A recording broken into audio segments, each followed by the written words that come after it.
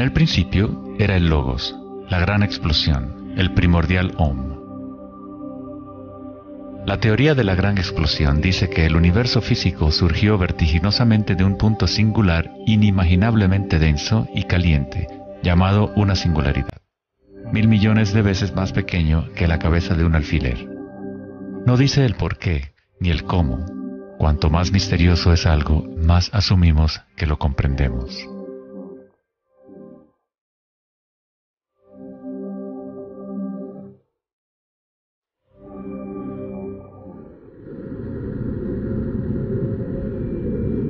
Antes se pensaba que la gravedad haría que se desacelerara eventualmente la expansión del universo, o que lo contraería en una gran implosión. Sin embargo, las imágenes del telescopio Hubble demuestran que la expansión del universo parece estar acelerándose, expandiéndose más y más desde su origen en la gran explosión. De alguna manera, hay más masa en el universo de la cual la física había predicho. Para justificar la masa perdida, los físicos dicen ahora que el universo está compuesto de solamente 4% de materia atómica, o lo que nosotros consideramos materia normal. 23% del universo es materia oscura y 73% es energía oscura, lo cual antes pensábamos que era espacio vacío. Es como un sistema nervioso invisible que recorre el universo conectando todas las cosas.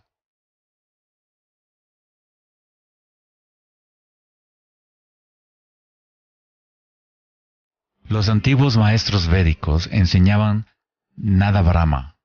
El universo es vibración. El campo vibratorio es la raíz de toda experiencia espiritual e investigación científica verdaderas.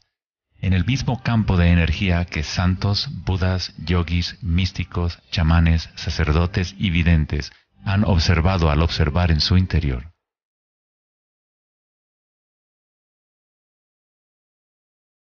Se le ha denominado Akasha, el primordial Om, la red de joyas de Indra, la música de las esferas y miles de otros nombres a través de la historia.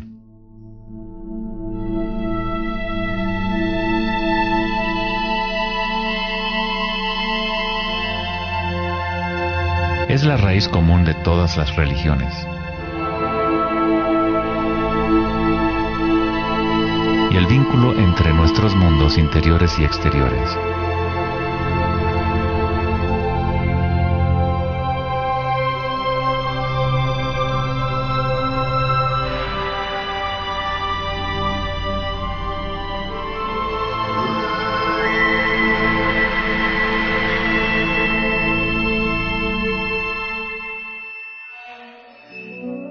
En el siglo III, el budismo Mahayana describió una cosmología no muy diferente a la física más avanzada de hoy en día. La red de joyas de Indra es una metáfora usada para describir una enseñanza védica mucho más antigua que ilustra la forma en que se teje la trama del universo. Indra, el rey de los dioses, dio a luz el sol y mueve los vientos y las aguas. Imagina una telaraña que se extiende en todas las dimensiones. Está formada por gotas de rocío y cada gota contiene el reflejo de todas las gotas de agua y en cada reflejo se advierte a la vez el reflejo de las gotas más minúsculas. Toda la telaraña continúa en esa misma representación, hasta el infinito.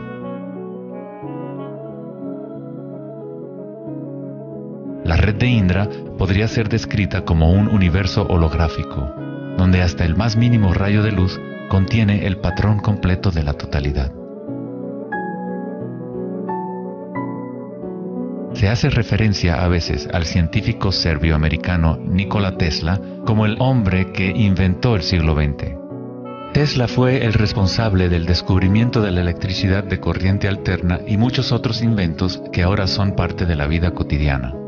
Debido a su interés en las antiguas tradiciones védicas, Tesla se encontraba en una posición única para comprender la ciencia a través de un modelo tanto oriental como occidental. Como todos los grandes científicos, Tesla investigó profundamente los misterios del mundo exterior, pero también observó profundamente su interior.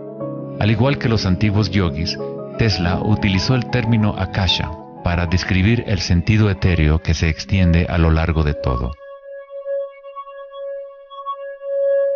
Tesla estudió con Swami Vivekananda, un yogi que trajo las enseñanzas antiguas de India al occidente. En las enseñanzas védicas, akasha es el espacio en sí, el espacio que los otros elementos llenan, que existe simultáneamente con la vibración. Son inseparables. Akasha es el yin del yang del prana.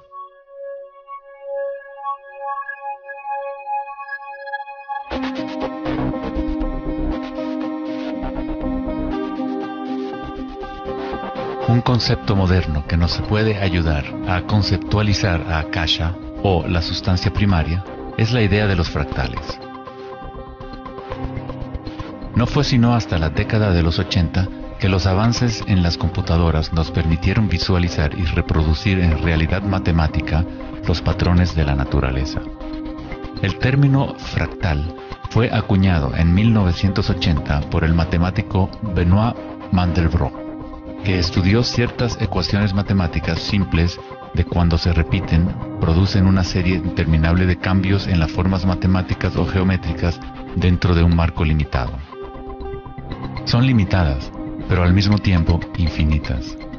Un fractal es una forma geométrica aproximada que se puede dividir en partes, cada una de las cuales es aproximadamente del tamaño de una copia reducida del patrón completo, una propiedad llamada autosemejanza. Los fractales de Mandelbrot han sido llamados las huellas digitales de Dios.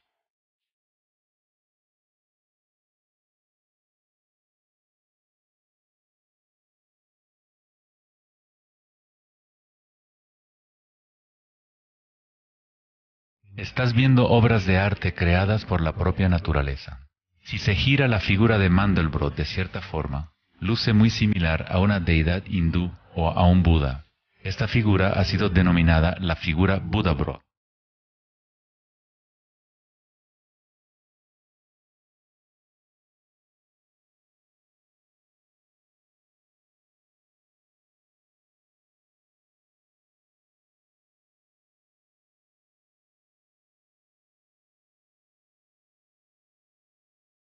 Si nos fijamos en algunas formas de arte y arquitectura antigua, veremos que los humanos hemos asociado la belleza y lo sagrado con patrones fractales desde hace ya mucho tiempo.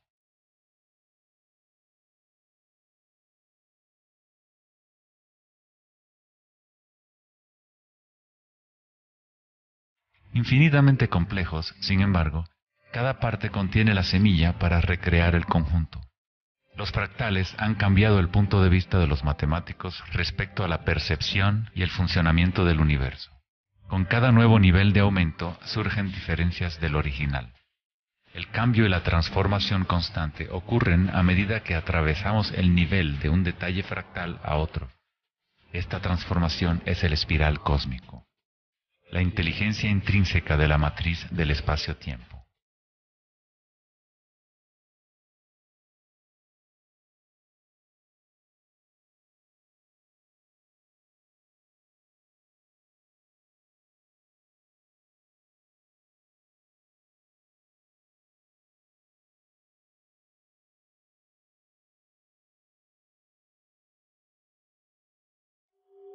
Los fractales son caóticos en su esencia, contienen ruido y orden.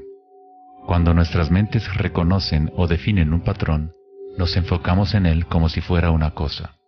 Tratamos de encontrar los patrones que consideramos bellos, pero a fin de sostenerlos en nuestras mentes, debemos apartar el resto del fractal.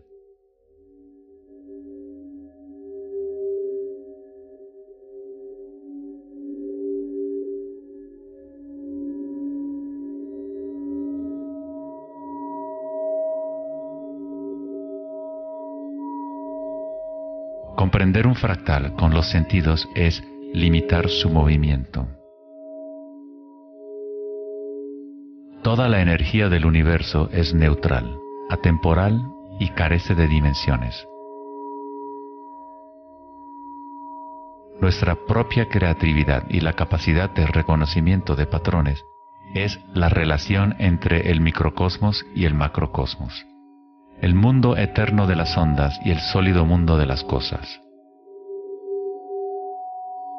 La observación es un acto de creación a través de las limitaciones inherentes del pensamiento. Estamos creando la ilusión de solidez de las cosas al etiquetarlas y nombrarlas. El filósofo Kierkegaard dijo: si me nombras, me niegas. Al darme un nombre, una etiqueta, niegas las otras posibilidades que yo podría ser. Encasillas a la partícula en ser una cosa, al nombrarla, al concretarla, pero al mismo tiempo la estás creando, la defines para que exista. La creatividad es nuestra naturaleza más elevada. Con la creación de las cosas viene el tiempo, lo cual crea la ilusión de solidez.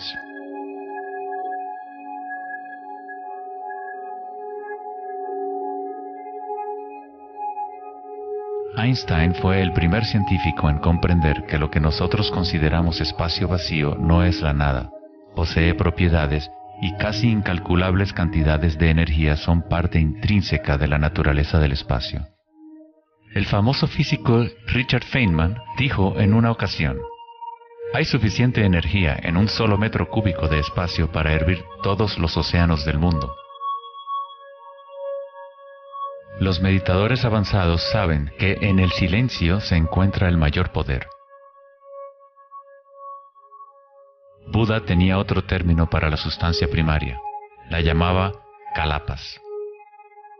Las kalapas son como partículas u ondas minúsculas que están surgiendo y desapareciendo miles de millones de veces por segundo.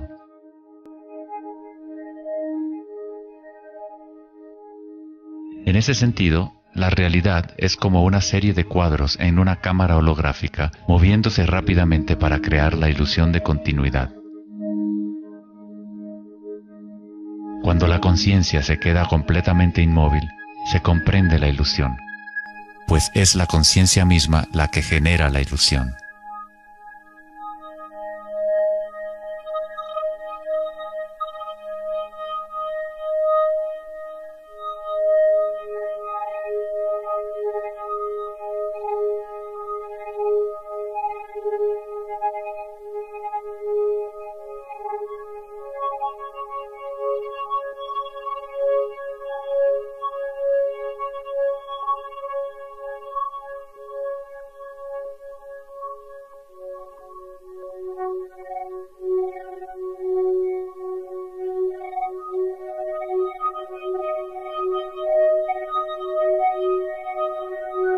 En las tradiciones antiguas orientales se sabía desde hace miles de años que todo es vibración. Nada Brahma, el universo es sonido. La palabra nada significa sonido o vibración, y Brahma es el nombre de Dios. Brahma, al mismo tiempo, es el universo y es el creador. El artista y el arte son inseparables.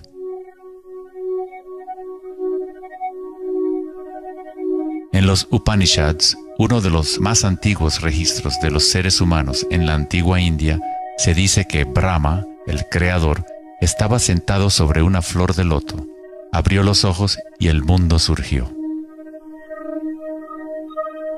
Brahma cierra sus ojos y un mundo entero cesa de existir. Algunos místicos, yogis y sabios han sostenido que hay un campo a nivel de la raíz de la conciencia, el campo akáshico o los registros akáshicos, donde toda la información, todas las experiencias pasadas, presentes y futuras existen ahora y siempre. Es este campo o matriz de la que surgen todas las cosas. Desde las partículas subatómicas, las galaxias, las estrellas, los planetas y toda la vida.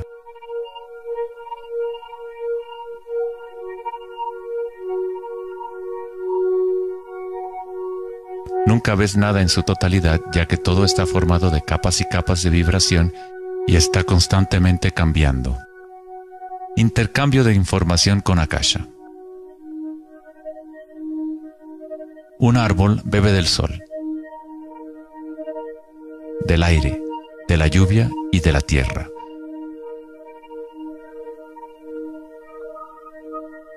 Un Un mundo de energía entra y sale de esta cosa llamada árbol. Cuando la mente pensante permanece en calma, observas la realidad tal como es. Todos los aspectos en conjunto, el árbol, el cielo y la tierra, la lluvia y las estrellas no están separadas. La vida y la muerte, el yo y el otro no están separados. Así como la montaña y el valle son inseparables.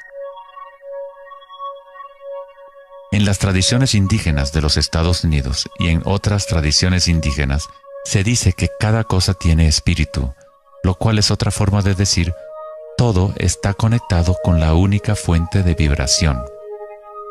Hay una conciencia, un campo, una fuerza que se mueve a través de todo. Este campo no está aconteciendo a tu alrededor, sino a través de ti y en calidad de tu esencia. Tú eres la U en la palabra universo. Eres los ojos con los cuales la creación se observa a sí misma. Cuando te despiertas de un sueño, te das cuenta que todo lo del sueño era parte de ti. Tú lo estabas creando. Es igual para lo que llamamos la vida real. Cada uno y cada cosa eres tú. La única conciencia mirando a través de cada ojo, bajo cada roca,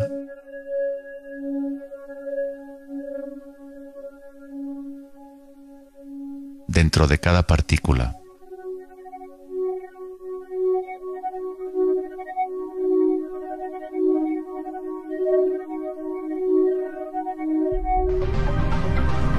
Los investigadores internacionales del CERN, el Laboratorio Europeo de Física de Partículas, están buscando este campo que se extiende a lo largo de todas las cosas. Pero en lugar de mirar hacia adentro, miran al mundo físico externo. Científicos del laboratorio CERN en Ginebra, Suiza, anunciaron que habían encontrado el bosón de Higgs, o la partícula de Dios. Los experimentos del bosón de Higgs demostraron científicamente que un campo de energía invisible llena el vacío del espacio. El gran colisionador de hadrones del CERN consiste en un anillo de 17 millas de circunferencia en la que dos haces de partículas corren en direcciones opuestas, convergiendo y estrellándose casi a la velocidad de la luz. Los científicos observan lo que surge de las violentas colisiones. El modelo estándar no puede explicar cómo las partículas obtienen su masa. Todo parece estar compuesto de vibraciones, pero no hay ninguna cosa que esté siendo vibrada. Es como si hubiera un bailarín invisible, una sombra, danzando oculta en el valle del universo. Los demás bailarines siempre han danzado alrededor de este bailarín oculto. Hemos observado la coreografía, pero hasta ahora no podíamos ver el bailarín.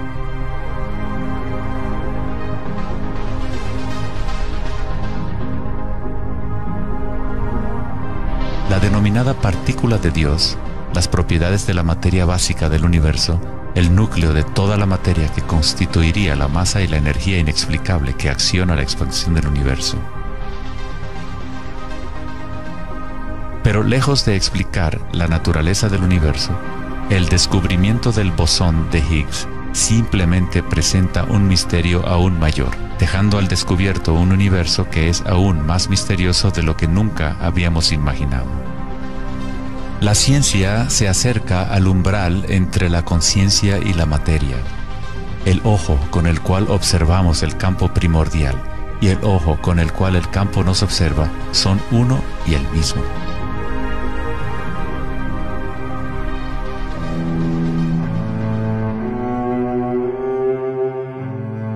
El célebre escritor alemán Wolfgang von Goethe dijo: "La onda es el fenómeno primordial que dio origen al mundo". La cimática es el estudio del sonido visible. La palabra cimática proviene de la raíz griega kuma, que significa onda o vibración.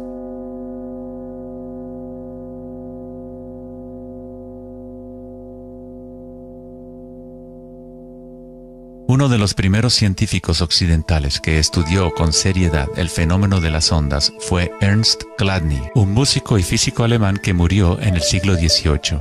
Chladni descubrió que cuando colocaba arena en placas de metal y luego hacía vibrar las placas con un arco de violín, la arena se organizaba en figuras con patrones.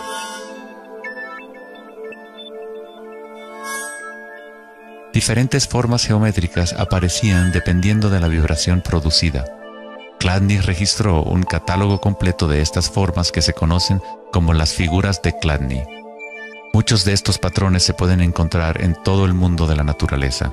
Es el caso de las marcas distintivas de la tortuga o los patrones de manchas del leopardo.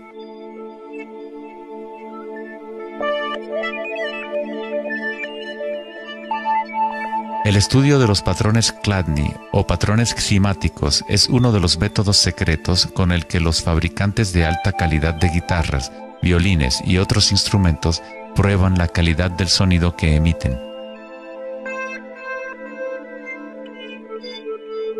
Hans Jenny expandió el trabajo de Chladni en los años 60 usando varios líquidos y amplificación electrónica para generar frecuencias de sonido, y así acuñó el término cimática. Si se envían ondas sinusoidales simples a través de un recipiente con agua, se pueden ver los patrones en el agua. Dependiendo de la frecuencia de la onda, aparecerán diferentes patrones de ondas. Cuanto más elevada sea la frecuencia, más complejo será el patrón. Estas formas son repetibles, no aleatorias. Cuanto más observas, más empiezas a ver cómo la vibración organiza la materia en formas complejas que comenzaron en simples ondas repetitivas. Esta vibración de agua tiene un patrón similar a un girasol.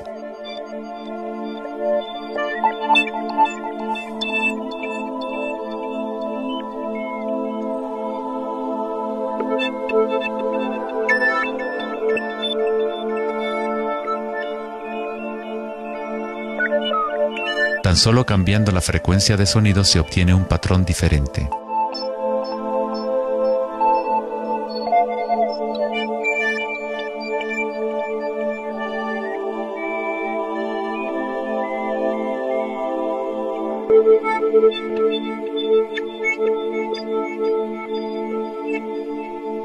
El agua es una sustancia muy misteriosa, es altamente impresionable. Es decir, puede recibir y retener la vibración. Debido a su capacidad y sensibilidad de resonancia elevada y a su disposición interna para resonar, el agua responde instantáneamente a todos los tipos de ondas acústicas. Agua y tierra vibrante constituyen la mayoría de la masa en las plantas y los animales. Es fácil observar cómo simples vibraciones en el agua pueden crear patrones reconocibles naturales, pero a medida que agregamos sólidos y aumentamos la amplitud, las cosas se ponen aún más interesantes. Al añadir almidón de maíz al agua, obtenemos fenómenos más complejos.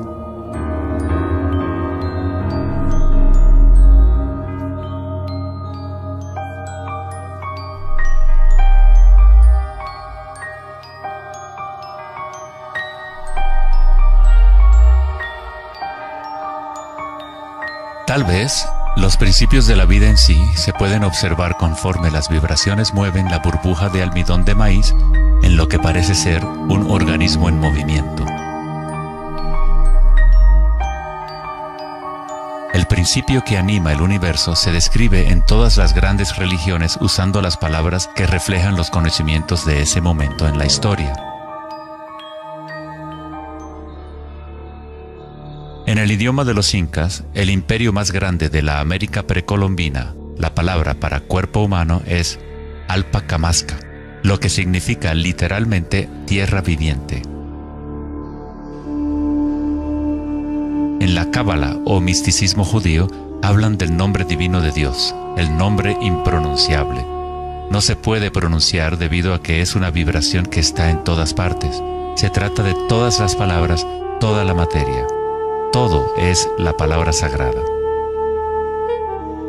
El tetaedro es la forma más simple que puede existir en 3 dimensiones. Algo debe tener por lo menos 4 puntos para tener realidad física. La estructura del triángulo es el único patrón de la naturaleza que se autoequilibra.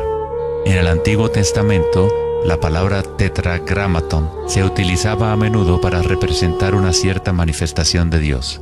Se usaba cuando se hablaba de la palabra de Dios o del nombre especial de Dios, logos o la palabra primordial. Las antiguas civilizaciones sabían que en la estructura de la raíz del universo estaba la figura tetraédrica. De esta forma, la naturaleza exhibe un impulso fundamental hacia el equilibrio, Shiva, pero a la vez exhibe un impulso fundamental hacia el cambio, Shakti.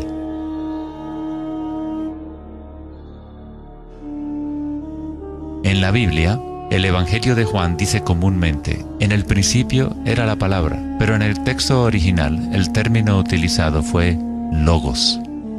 El filósofo griego Heráclito, quien vivió alrededor de 500 años antes de Cristo, se refirió al logos como algo fundamentalmente incognoscible, el origen de toda repetición, patrón y forma. Los filósofos estoicos que siguieron las enseñanzas de Heráclito identifican el término con el principio inspirador divino que impregna el universo.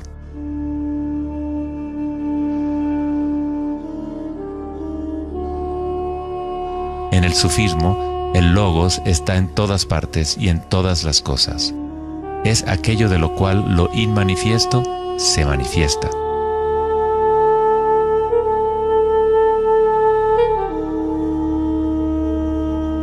En la tradición hindú, Shiva Nataraja significa literalmente Señor de la danza.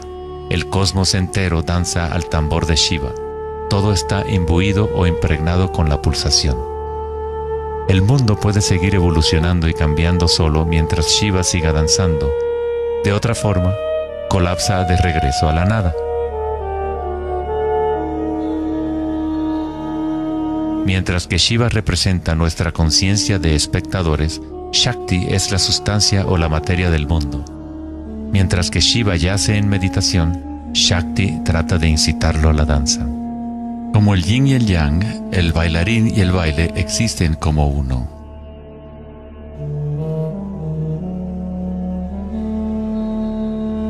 Logos también significa verdad inocultable. Aquel que conoce el logos, conoce la verdad. Existen muchas capas de encubrimiento en el mundo humano como consecuencia de los múltiples giros de Akasha hasta convertirse en estructuras complejas que ocultan la fuente de sí misma.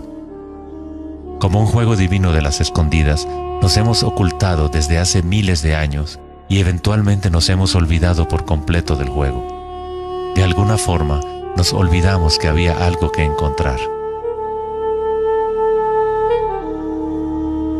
En el budismo se enseña a través de la meditación a percibir directamente el logos, el campo del cambio o impermanencia en nuestro interior. Cuando observas tu mundo interior, observas las sensaciones y energías más sutiles conforme la mente se concentra y se enfoca. A través de la comprensión directa de anicca o impermanencia a nivel de la raíz de la sensación, uno se libera del apego a las formas externas transitorias.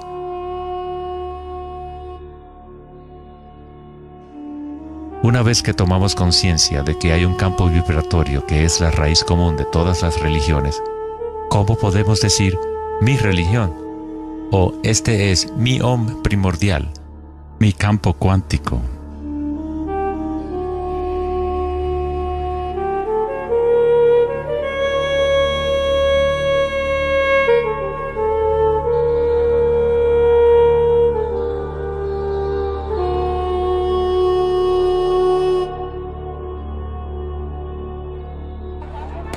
La verdadera crisis en nuestro mundo no es de carácter social, político o económico. Nuestra crisis es una crisis de conciencia, la incapacidad de experimentar directamente nuestra verdadera naturaleza. La incapacidad de reconocer esto en todo el mundo y en todas las cosas.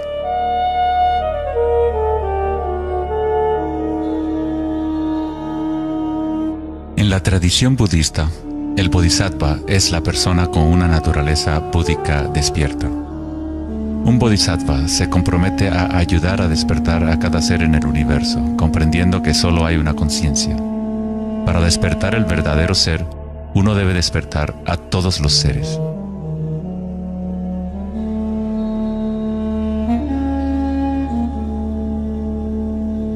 Existen innumerables seres conscientes en el universo a quienes me comprometo a ayudar a despertar. Mis imperfecciones son inagotables. Prometo vencerlas todas. El Dharma es inescrutable. Me comprometo a conocerlo. El camino a despertar es inalcanzable. Me comprometo a alcanzarlo.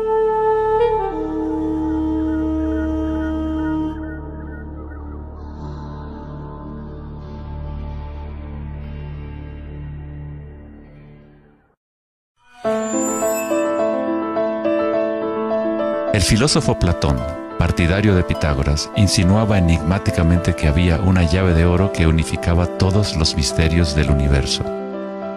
Esta es la llave de oro a la que regresaremos una y otra vez a lo largo de nuestra exploración. La llave de oro es la inteligencia del Logos, la fuente del Om primordial. Se podría decir que es la mente de Dios.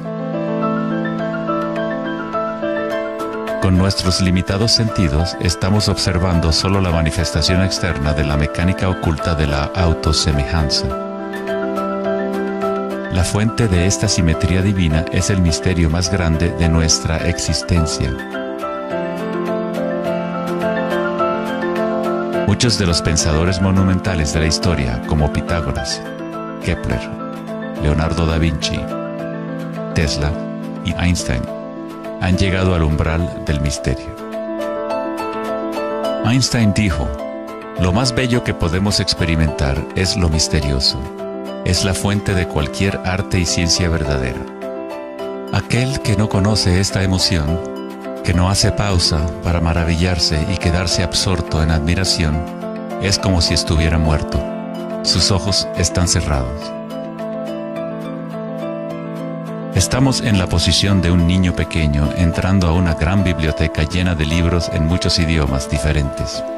El niño sabe que alguien debe haber escrito esos libros. No sabe cómo. No entiende los idiomas en que están escritos. El niño sospecha ligeramente que hay un orden misterioso en la disposición de los libros, pero no sabe cuál es. A mí me parece que esa es la actitud, inclusive del ser humano más inteligente, hacia Dios. Vemos un universo maravillosamente ordenado que obedece ciertas leyes. Nuestras mentes limitadas no pueden comprender la misteriosa fuerza que mueve las constelaciones. Todo científico que observa detenidamente el universo y todo místico que observa profundamente su interior se encuentra tarde o temprano, cara a cara, con la misma cosa: la espiral primordial.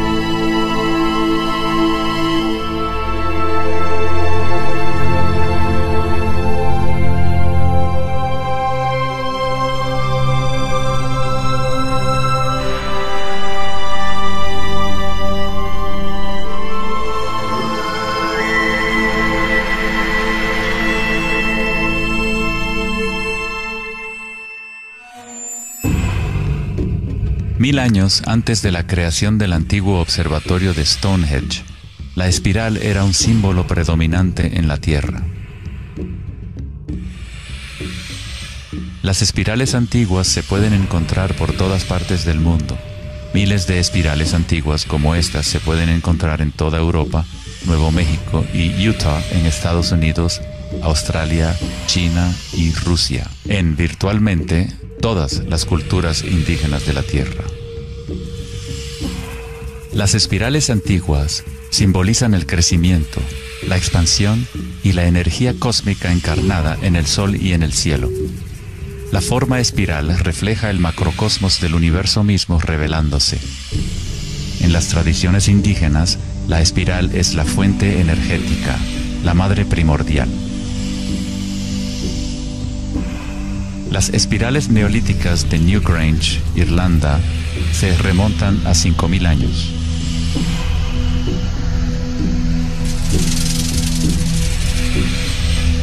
500 años más que la Gran Pirámide de Giza y son igual de enigmáticas ante los observadores modernos.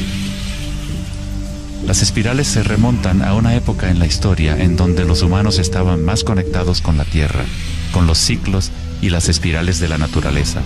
Una época en que los seres humanos se identificaban menos con los pensamientos.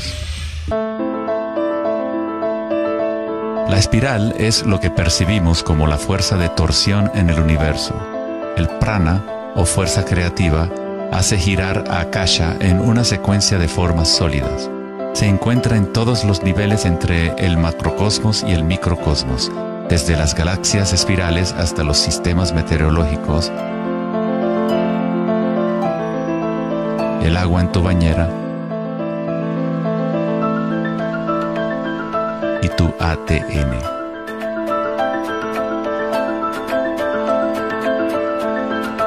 En la experiencia directa de tu propia energía, la espiral primordial no es una idea, sino más bien lo que hace posible toda condición e idea.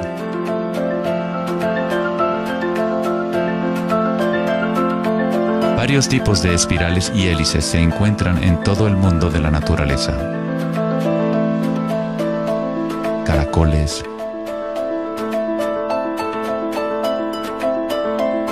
corales marinos,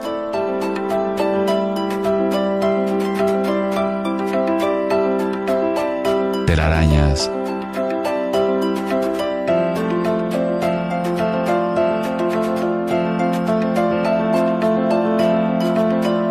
fósiles.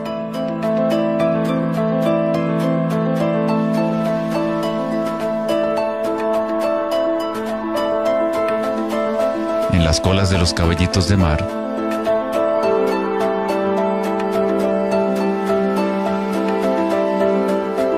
y en las conchas. Muchas espirales en la naturaleza se pueden observar como espirales logarítmicas o espirales en crecimiento. A medida que avanzas desde el centro de la espiral, las secciones son exponencialmente más grandes.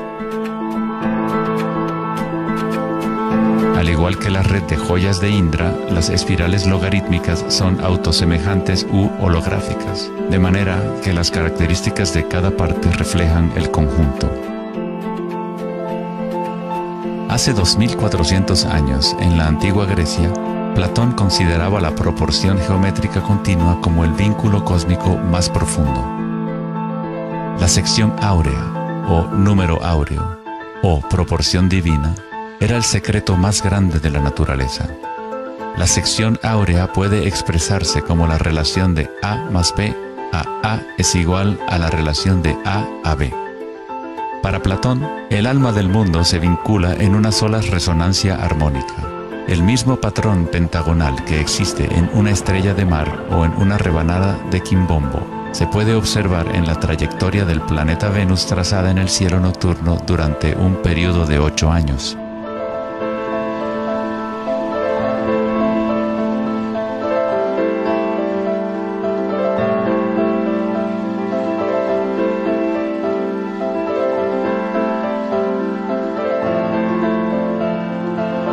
Se observa en el mundo inteligible de las formas en el cielo y en el mundo visible de los objetos materiales en la tierra, a través de este principio de la autosemejanza geométrica. Desde los patrones autosemejantes del brócoli romanesco hasta las ramas de las galaxias, las espirales logarítmicas son patrones omnipresentes y arquetípicos. Nuestra galaxia de la Vía Láctea tiene varias ramas espirales logarítmicas con una pendiente de unos 12 grados. Cuanto mayor la pendiente de la espiral, más compactos son los giros.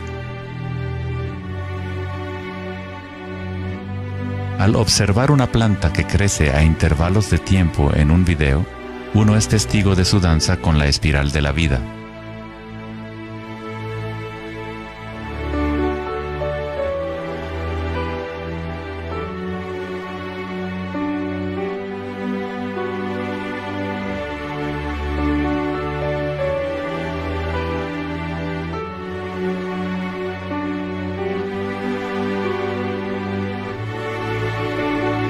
Una espiral dorada es una espiral logarítmica que crece hacia afuera, siguiendo el factor de la sección áurea. La sección áurea es una relación matemática especial que aparece una y otra vez en la naturaleza. El patrón que se observa a continuación se denomina la serie de Fibonacci o la secuencia de Fibonacci. La serie de Fibonacci se desarrolla de tal manera que cada número es la suma de los dos números anteriores. El matemático y astrónomo alemán Kepler descubrió que patrones autosemejantes de espirales son observables de la manera en la cual las hojas están dispuestas en los tallos de las plantas, o en el orden de los pétalos y los capullos de las flores. Leonardo da Vinci observó que el espacio en las hojas tenía a menudo forma de patrones espirales. Estos patrones se llaman filotaxis o patrones de disposición de las hojas.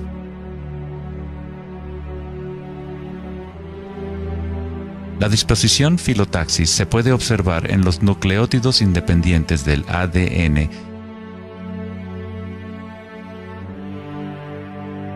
y en todo, desde los árboles genealógicos de conejos reproductores hasta en las piñas del pino, de los cactus a los copos de nieve, y en organismos simples como las diatomeas. Las diatomeas son uno de los tipos más comunes de fitoplancton, organismos unicelulares que sirven de alimento a numerosas especies en la cadena alimenticia.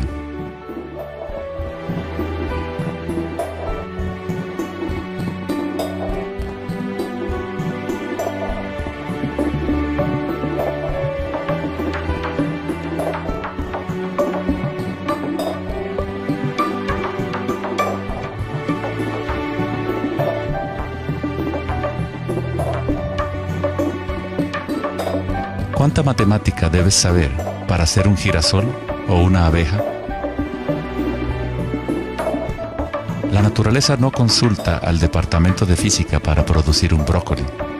La estructura en la naturaleza ocurre automáticamente. Los científicos en el campo de la nanotecnología utilizan el término autoensamblaje para describir la forma en la cual se forman los complejos, como en la fase inicial de la formación hexagonal de ADN. En la ingeniería de la nanotecnología, los nanotubos de carbono se componen de una disposición similar de materiales. La naturaleza hace este tipo de geometría una y otra vez sin esfuerzo, automáticamente, sin una calculadora. La naturaleza es precisa y extremadamente eficiente. Según el famoso arquitecto y autor Buckminster Fuller, estos patrones son una función del espacio-tiempo. El ADN y el panal de abejas tienen esa forma por la misma razón que una burbuja es redonda.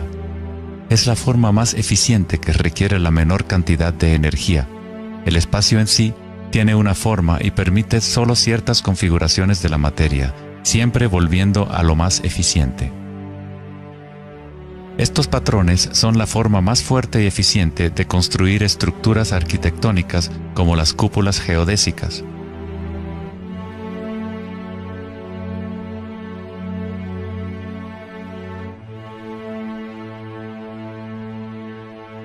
Los patrones de espirales logarítmicas permiten la exposición máxima de las plantas a los insectos para la polinización. La máxima exposición a la luz solar y la lluvia que les permite llevar el agua de manera eficiente y en espiral hacia sus raíces. Las aves rapaces utilizan el patrón de espiral logarítmica para acechar a su próxima presa. Volar en espiral es la forma más eficiente de cazar.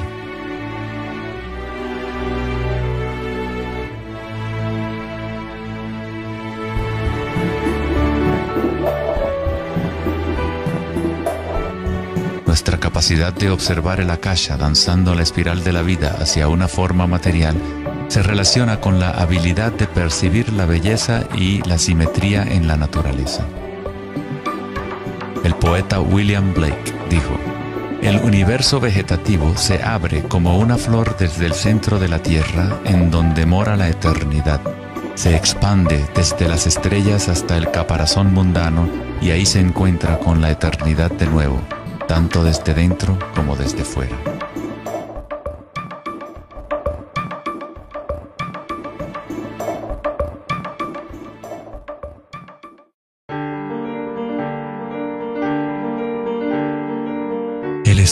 los patrones en la naturaleza no es algo familiar en el mundo occidental, pero en la antigua China, esta ciencia es conocida como Li. El Li refleja el orden dinámico y el patrón en la naturaleza. Pero no es considerado algo estático, congelado o inmutable como un mosaico. Es un patrón dinámico que se materializa en todos los seres vivos.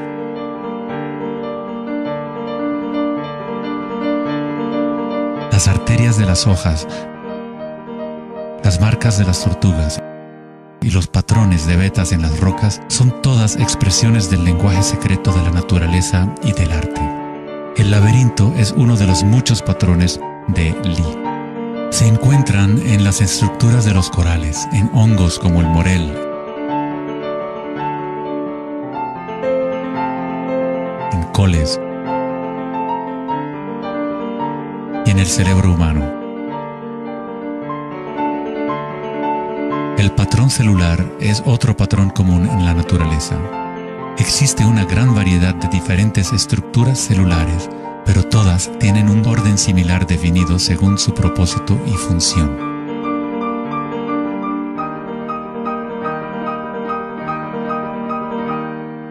Es fácil quedarse fascinado ante el juego constante de formas, pero lo más interesante es que ciertas formas arquetípicas parecen estar entretejidas en la trama de la naturaleza. El patrón de ramificación es otro patrón Li, o modelo arquetípico observable en todos los niveles y en todas las escalas fractales.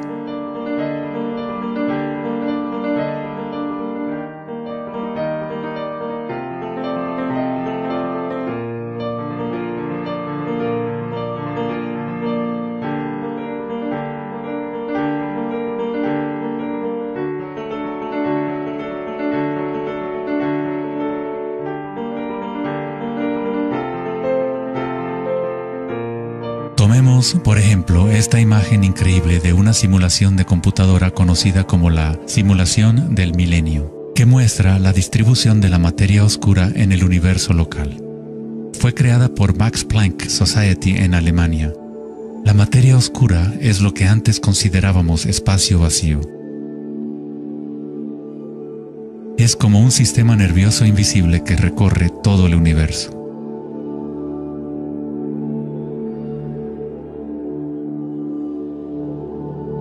El universo es literalmente como un cerebro gigante. Está constantemente utilizando un tipo de energía oscura u oculta que solo hasta ahora la ciencia empieza a entender. A través de esta red inmensa, la insondable energía se mueve proporcionando el impulso para la expansión y el crecimiento del universo.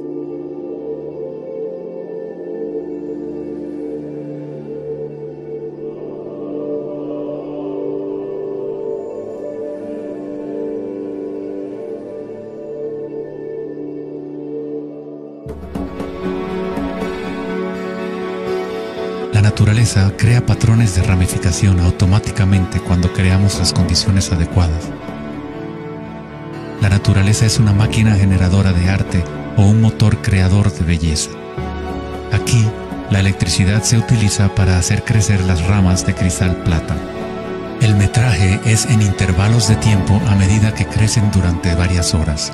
Los cristales se forman sobre el cátodo de aluminio cuando los iones se depositan por electrólisis a partir de una solución de nitrato de plata. La formación es autoorganizadora. Estás viendo arte generado por la propia naturaleza.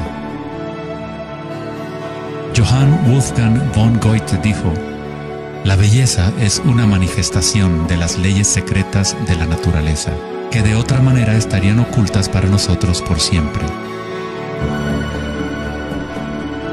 En este sentido, todo en la naturaleza está vivo, organizándose a sí mismo. Cuando se usa alto voltaje en la ramificación fractal, esto se vuelve todavía más obvio. Está sucediendo en tiempo real.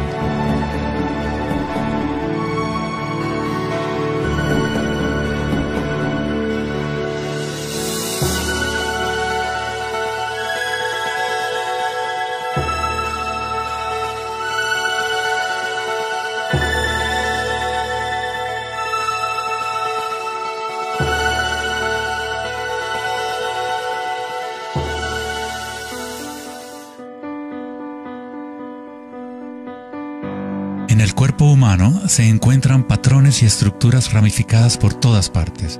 Son, por supuesto, el sistema nervioso de la medicina occidental.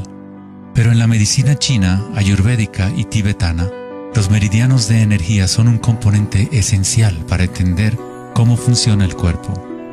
Los nadis o meridianos de energía forman estructuras ramificadas. Una autopsia no revelará los chakras o nadis, pero eso no quiere decir que no existen. Es necesario refinar las herramientas que usamos para poder observar. En primer lugar, debes aprender a acallar tu mente. Solo entonces podrás ver estas cosas primero en tu interior. En la teoría eléctrica, cuanta menos resistencia haya en un cable, más fácilmente puede transportar energía. Al cultivar la ecuanimidad a través de la meditación, se crea un estado de no resistencia en tu cuerpo. Prana o chi, o energía interna, es simplemente tu vitalidad interior. Lo que sientes cuando tomas conciencia desde el interior del cuerpo. Los hilos sutiles de tu cuerpo que transportan el prana, los nadis, logran mover más y más energía pránica a través de los chakras. El cableado se hace más fuerte a medida que lo usas, pues permites que la energía fluya. Donde quiera que haya conciencia, el chi o energía comenzará a fluir y prosperarán las conexiones físicas. En el sistema nervioso y el cerebro, los patrones físicos de cableado se establecen por repetición. Si prestas atención continuamente a lo que está en tu interior y reduces la resistencia a las sensaciones que están experimentando, incrementas tu capacidad energética.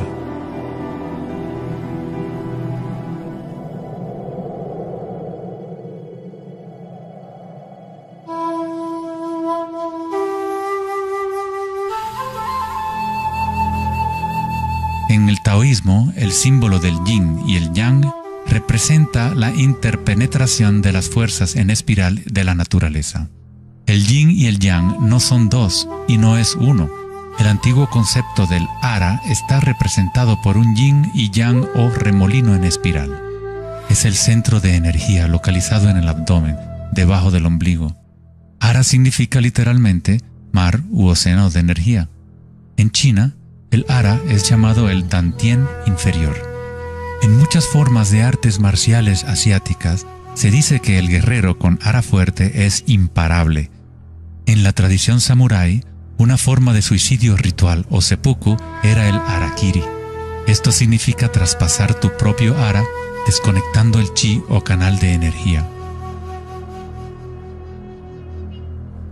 Moverse desde este centro crea el movimiento enraizado y lleno de gracia que se ve no solo en las artes marciales,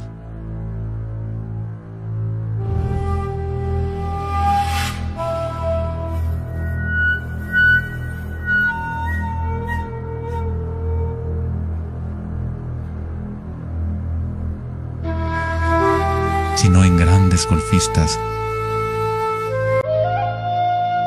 bailarinas de danza del vientre.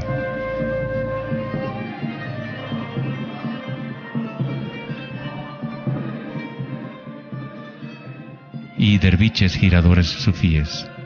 La esencia del ara es la cultura de la conciencia disciplinada, enfocada en un solo punto, la quietud del ojo del huracán.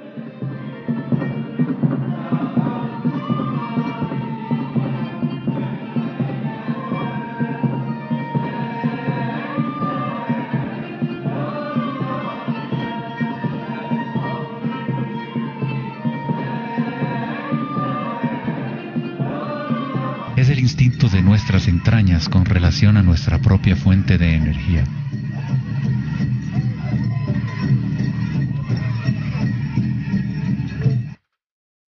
Una persona con buena ara está conectada con la tierra y con la sabiduría intuitiva que conecta a todos los seres.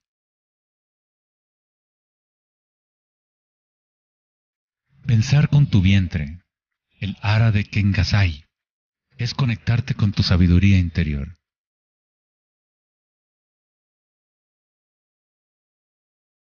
Los antiguos aborígenes australianos se concentraban en la misma zona justo debajo del ombligo, donde el cordón de la gran serpiente arcoíris yacía enroscada. Una vez más, una representación de energía evolutiva en la humanidad. No es casualidad que es en el ara donde comienza la nueva vida.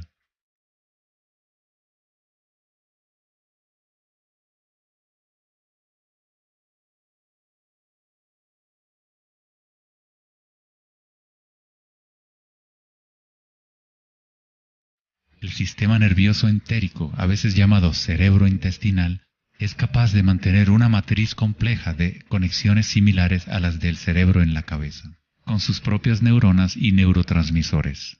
Puede actuar de forma autónoma, es decir, con su propia inteligencia. Se podría decir que el cerebro intestinal es una versión fractal del cerebro de la cabeza, o tal vez el cerebro de la cabeza es una versión fractal del cerebro intestinal. Un oso sano tiene un ara fuerte.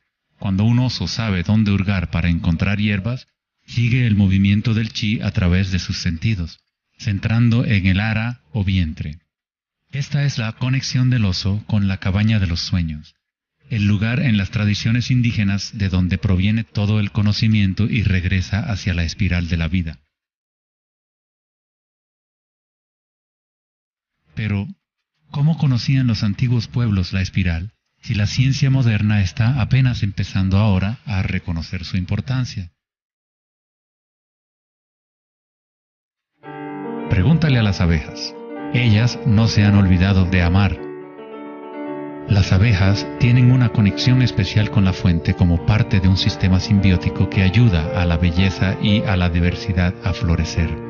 Son un puente entre el macrocosmos y el microcosmos. Hay un corazón que nos conecta a todos, como una mente colectiva, por llamarla así. Al igual que un cerebro abierto, la colmena envía sus sueños al mundo para manifestarse.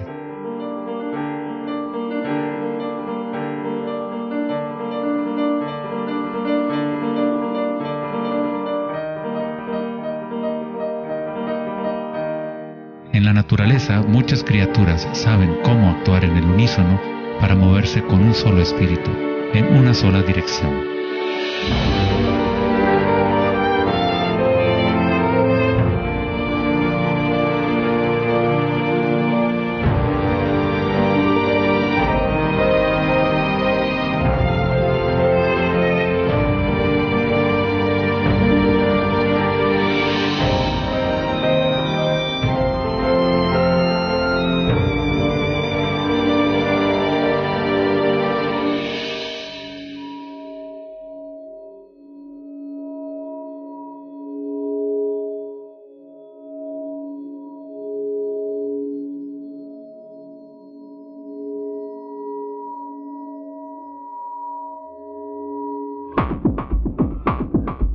Pero no todos se benefician de las otras especies a su alrededor.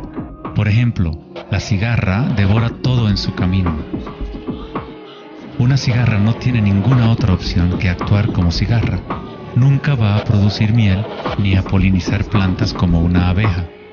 El comportamiento de una cigarra es rígido, pero un ser humano es único en el sentido de que podemos actuar como una abeja o como una cigarra. Tenemos la libertad de cambiar y manipular los patrones de la forma en que interactuamos con el mundo. Podemos existir en simbiosis o como parásitos.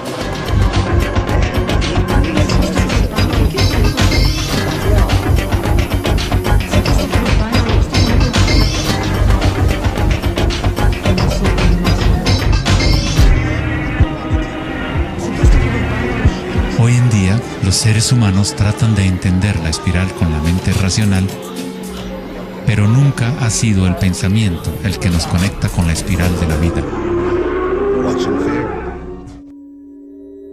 Siempre hemos estado conectados.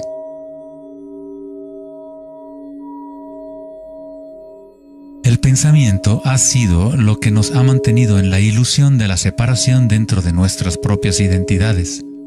El pensamiento es la creación de la separación, la experiencia de limitación. Cuanto más nos alineamos con el pensamiento, más nos alejamos de la fuente.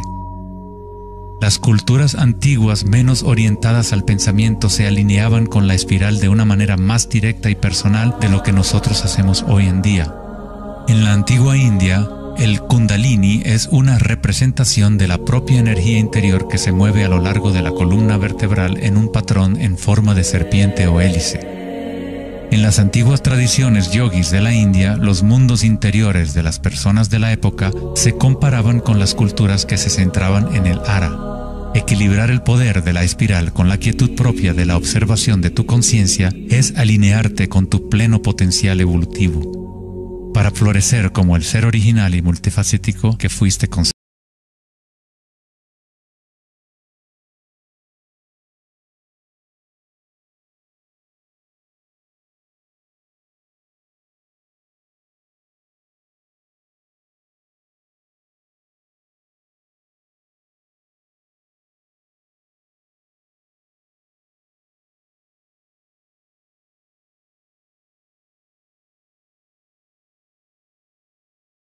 Bloqueando nuestro pleno potencial evolutivo. La palabra chakra es una antigua palabra sánscrita que significa rueda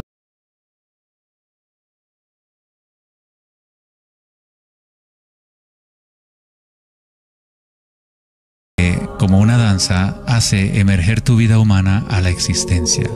Es un orden diferente de energía al que normalmente conocemos, como un puente de materia bruta para las energías más sutiles. Tú eres ese puente. El Kundalini no es una energía que pueda ser forzada a través de la voluntad, el esfuerzo ni la fricción. Es similar a cultivar una flor. Todo lo que podemos hacer como buenos jardineros es preparar la tierra y las condiciones adecuadas y luego dejar que la naturaleza siga su curso. Si obligas a una flor a florecer prematuramente, la destruyes. La flor crece con su propia inteligencia, con su propia guía de organización. La mentalidad egoica que se obsesiona con el mundo exterior es lo que te impide experimentar tu verdadera naturaleza vibratoria. Cuando la conciencia se vuelca hacia el interior, se asemeja a los rayos del sol y comienza a florecer el loto interior.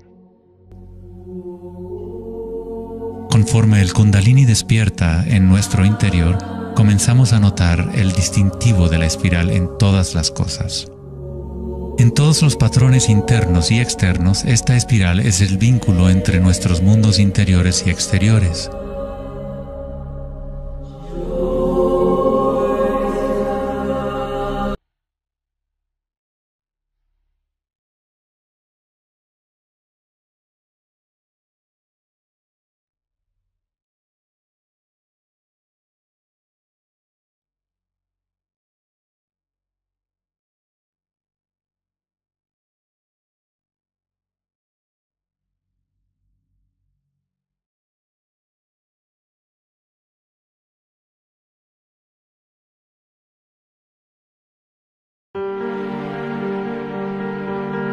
Antes de los albores de la civilización occidental y del lenguaje escrito, la ciencia y la espiritualidad no eran dos cosas separadas. En las enseñanzas de las grandes tradiciones antiguas, la búsqueda externa de conocimiento y certeza era compensada por un sentimiento interior de impermanencia y comprensión intuitiva de la espiral del cambio. A medida que el pensamiento científico se hizo más predominante y la información se fue multiplicando, comenzó la fragmentación en nuestros sistemas de conocimiento. El incremento de la especialización significaba que menos personas eran capaces de ver el panorama general, de sentir e intuir la estética del sistema en su conjunto.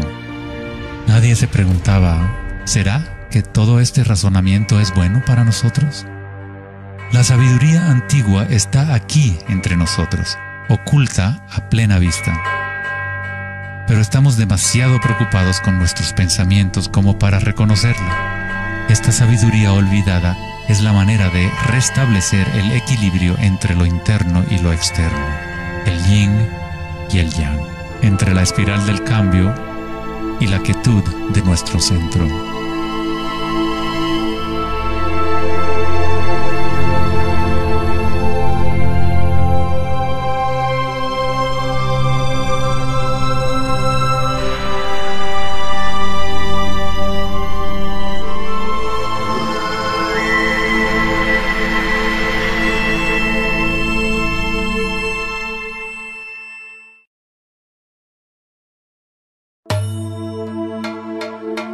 la leyenda griega, Asclepio era hijo de Apolo y dios de la medicina.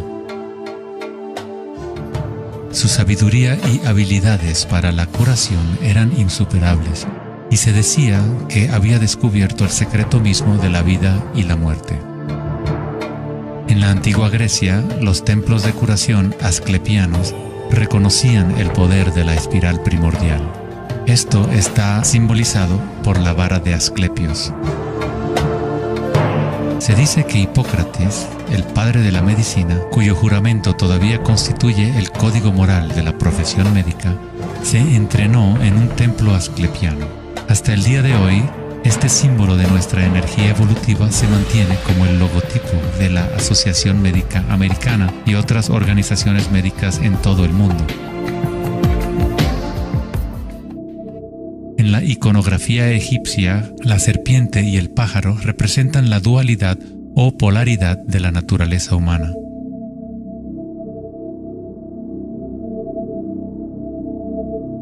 La serpiente en dirección descendiente es la espiral manifestada y la energía evolutiva del mundo.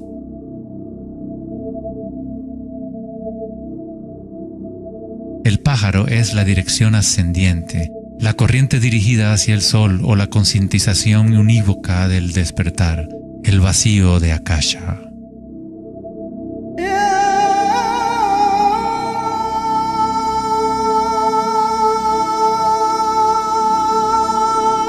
Faraones y dioses son representados con su energía despierta, en donde la serpiente Kundalini asciende por la columna vertebral y traspasa el chakra ajna entre los ojos. Esto se denomina el ojo de Horus. En la tradición hindú, el bindi también representa el tercer ojo, la conexión divina con el espíritu.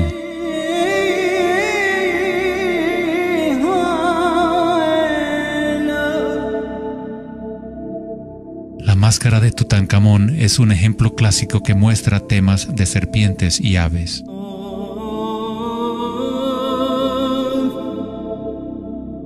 Las tradiciones mayas y aztecas combinan a la serpiente y al pájaro en un solo dios, Quetzalcóatl o Kukulcán. El dios de la serpiente alada representa la conciencia evolutiva despierta o el Kundalini despierto. La persona que despierta a Quetzalcóatl en su interior es una manifestación viviente de lo divino. Se dice que Quetzalcóatl o la energía de la serpiente regresará al final de los tiempos.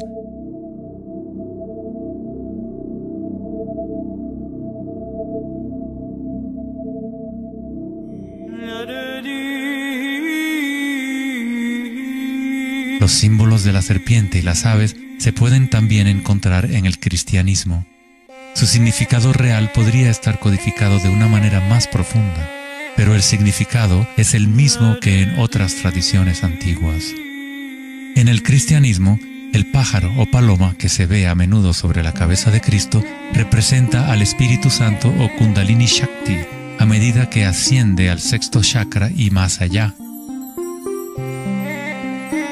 Los místicos cristianos llaman al Kundalini por otro nombre, Espíritu Santo. En Juan 3:14 dice: así como Moisés levantó la serpiente en el desierto, así también es necesario que el Hijo del Hombre sea levantado.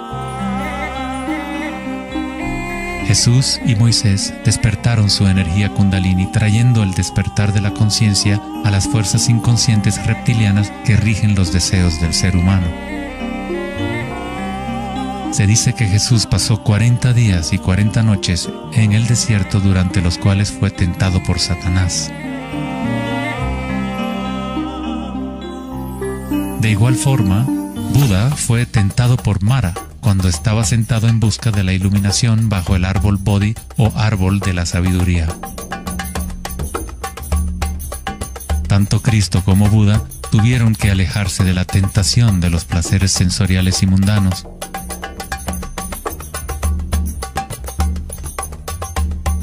En ambas historias, el demonio es la personificación de los propios apegos.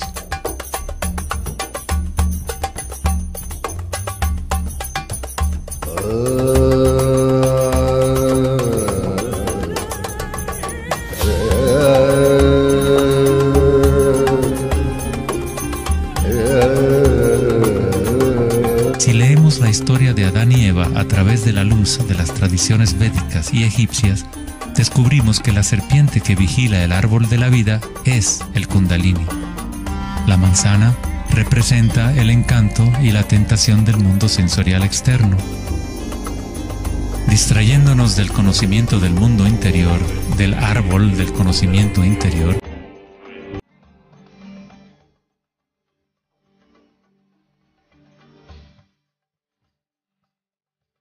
el árbol es simplemente la red de nadis o meridianos de energía dentro de nosotros mismos, que forma literalmente estructuras ramificadas por todo el cuerpo.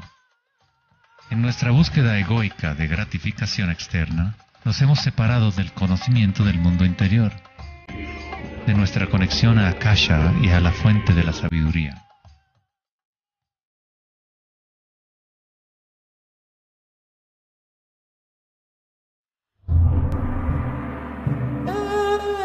Muchos de los mitos históricos del mundo sobre dragones pueden interpretarse como metáforas de las energías internas de las culturas de las cuales forman parte. En China, el dragón sigue siendo un símbolo sagrado que representa la felicidad. Al igual que los faraones egipcios, los antiguos emperadores chinos que habían despertado sus energías evolutivas fueron representados por la serpiente alada o dragón.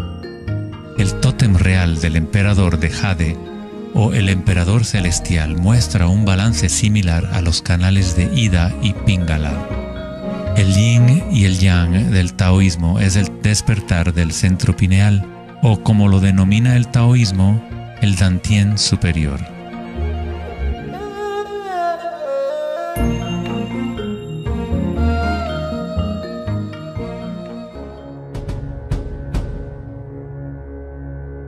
La naturaleza está llena de distintas formas de detectar y asimilar la luz.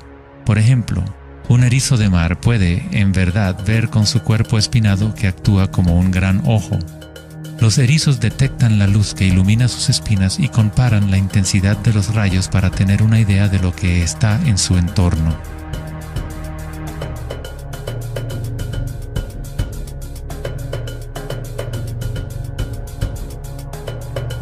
Las iguanas verdes y otros reptiles tienen un ojo parietal o glándula pineal en la parte superior de la cabeza que utilizan para detectar depredadores desde arriba.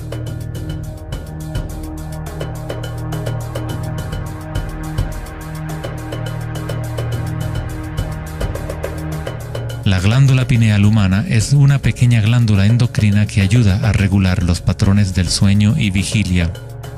A pesar de que está oculta profundamente en la cabeza, la glándula pineal es sensible a la luz. El filósofo Descartes reconoció que el área de la glándula pineal o tercer ojo era la interfase entre la conciencia y la materia. Casi todo es simétrico en el cuerpo humano. 2 ojos, 2 oídos, 2 fosas nasales. Incluso el cerebro tiene 2 hemisferios. Pero hay un área en el cerebro que no se duplica. Es el área de la glándula pineal y el centro energético que lo rodea. En un nivel físico, ahí se forman naturalmente moléculas únicas como el DMT.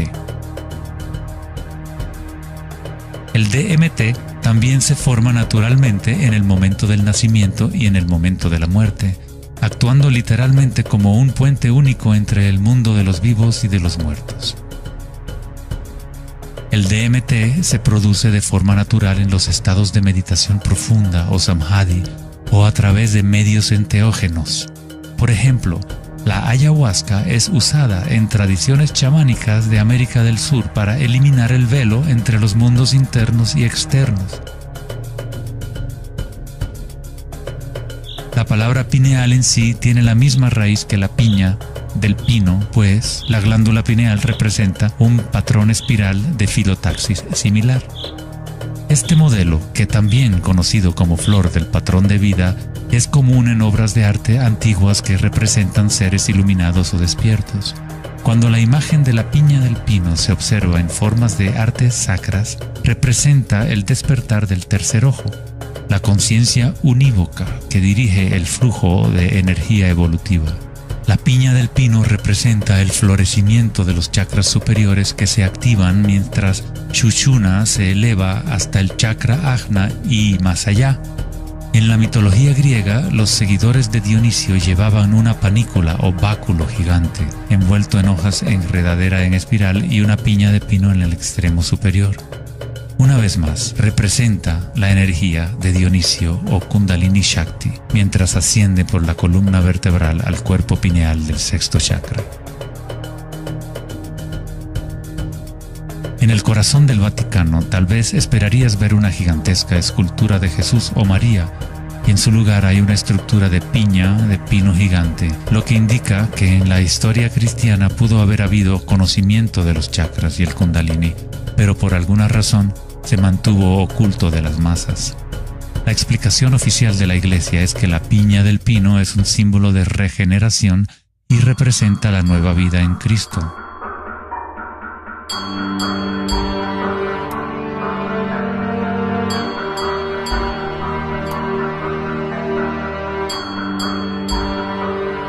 El filósofo y místico del siglo XIII, Meister Eckhart, dijo: "El ojo con el que veo a Dios y el ojo con el que Dios me ve es el mismo". En la Biblia del rey Jacobo, Jesús dijo: "La luz del cuerpo es el ojo, y si por lo tanto tienes un solo ojo, tu cuerpo entero se llenará de luz".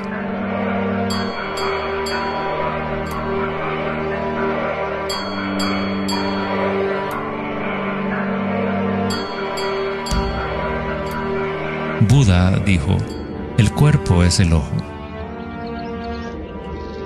En estado de Samadhi, uno es a la vez el observador y el observado. Somos el universo consciente de sí mismo.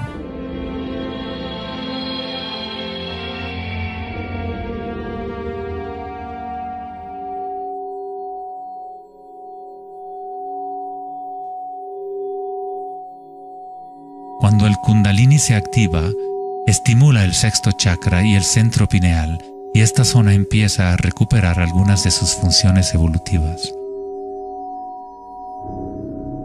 La meditación en la oscuridad ha sido utilizada durante miles de años como una forma de activar el sexto chakra en el área de la glándula pineal.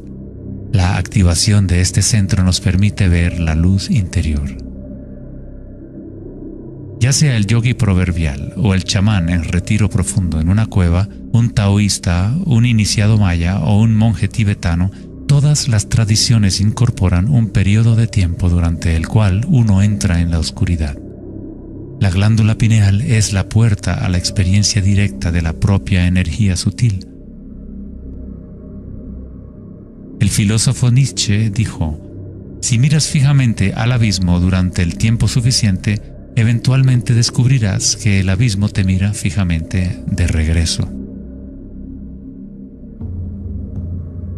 Los dólmenes o las antiguas tumbas en formas de pórtico se encuentran entre las estructuras más antiguas que quedan en la Tierra. La mayoría datan del periodo neolítico de 3000 a 4000 años antes de Cristo, y algunos en Europa occidental tienen 7000 años de antigüedad. El dolmen se utilizaba para entrar en meditación perpetua como una forma para los humanos de formar un puente entre el mundo exterior e interior. A medida que uno continúa meditando en la oscuridad total, eventualmente empieza a observar la energía interna o luz al activarse el tercer ojo. Los ritmos circadianos que se rigen por el sol y los canales de la luna dejan de controlar las funciones del cuerpo y se establece un nuevo ritmo.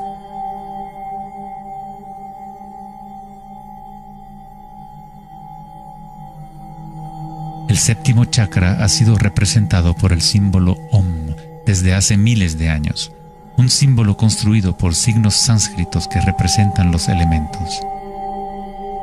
Cuando el Kundalini se eleva más allá del sexto chakra, se empieza a crear un halo de energía. Los halos aparecen constantemente en las pinturas religiosas de diferentes tradiciones en todas partes del mundo.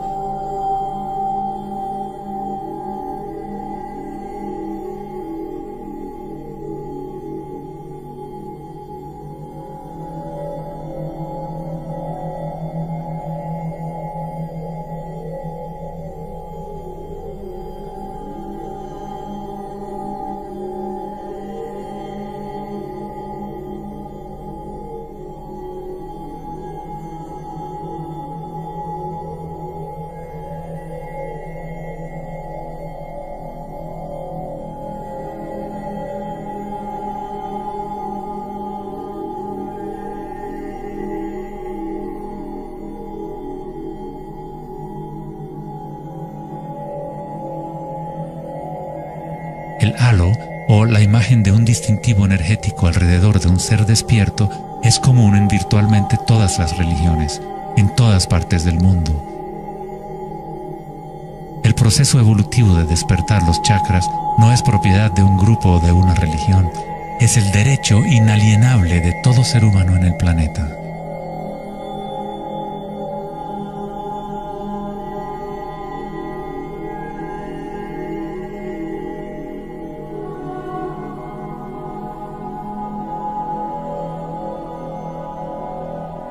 El chakra de la corona es la conexión con lo divino, aquello que está más allá de la dualidad, más allá del nombre y la forma. Akenatón fue un faraón cuya esposa era Nefertiti. Era llamado el Hijo del Sol. Él descubrió Atón, o la palabra de Dios en su interior, uniendo el Kundalini y la conciencia.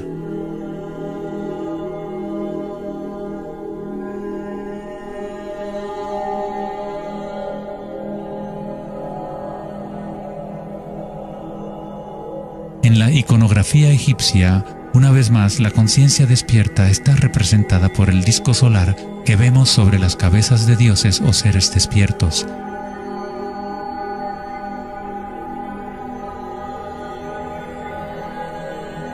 En las tradiciones hindú y yógica, se denomina Sahasrara a ese halo, el loto de 1000 pétalos.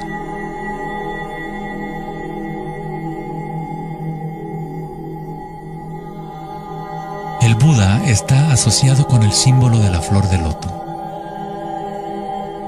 El patrón de filotaxis es el mismo modelo que se puede encontrar en una flor de loto. Es la flor del patrón de la vida, la semilla de la vida. Es el patrón fundamental en el cual todas las formas encajan. Es la forma absoluta del espacio mismo o una cualidad inherente a Akasha.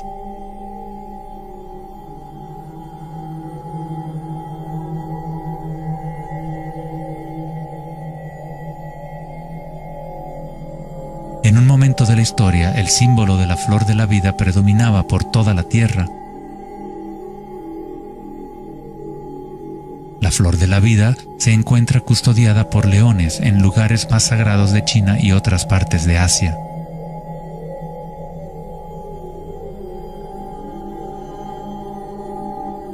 Los 64 hexagramas del I Ching a menudo rodean el símbolo yin-yang, que es otra forma de representación de la flor de la vida.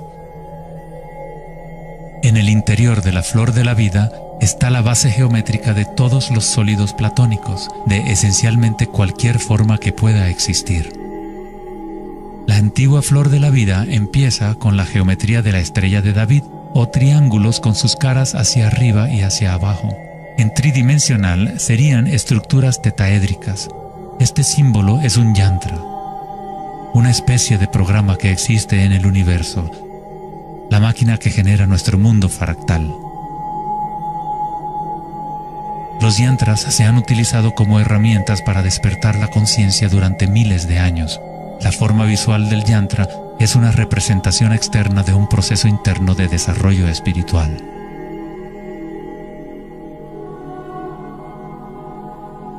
Es la música oculta del universo hecha visible, compuesto por la intersección de formas geométricas y patrones de interferencia.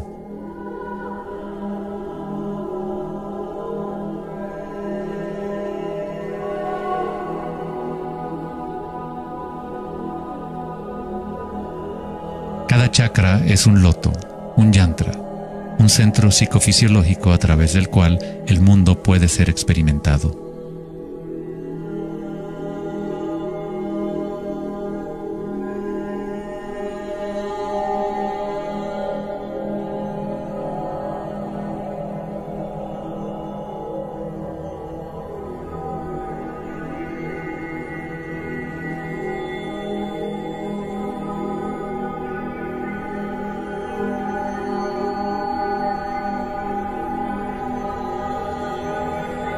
Un yantra tradicional, tal como se puede encontrar en la tradición tibetana, posee valiosas capas de significado, a veces incorporando una cosmología y visión del mundo por completo.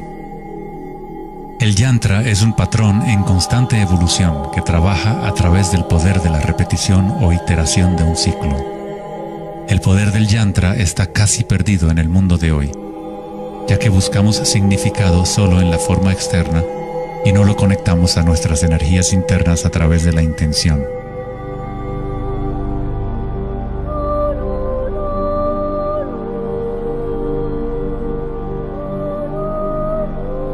Hay una buena razón por la cual sacerdotes, monjes y yogis han sido tradicionalmente célibes. Hoy en día, apenas una fracción conoce la razón de su celibato, pues el verdadero propósito se ha perdido. En pocas palabras, si tu energía se va a consumir en producir más espermatozoides u óvulos, según sea el caso, no queda suficiente para impulsar la ascensión del Kundalini que activa los chakras superiores.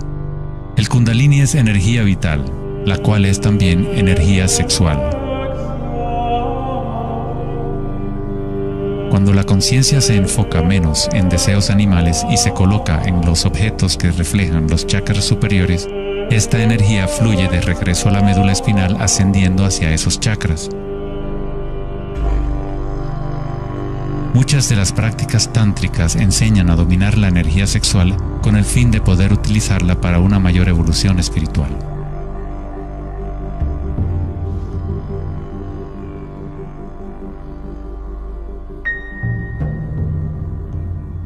Tu estado de conciencia crea las condiciones adecuadas para que tu energía pueda crecer.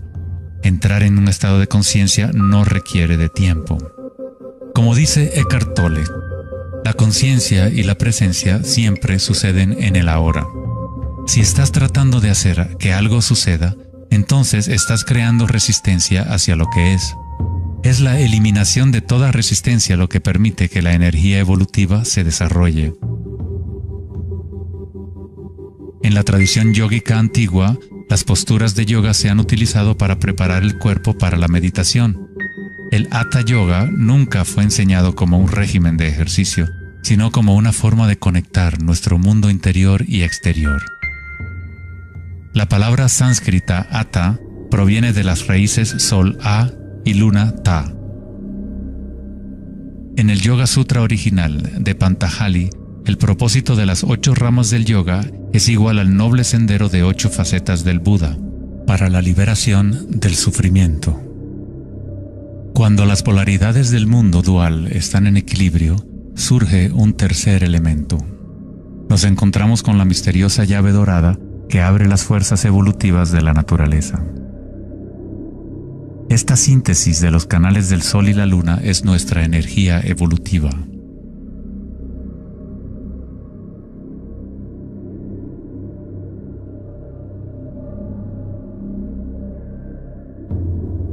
Puesto que ahora los seres humanos se identifican casi exclusivamente con sus pensamientos y con el mundo exterior, es en raras ocasiones que un individuo logra el equilibrio entre las fuerzas internas y externas, lo que permite el despertar natural del Kundalini.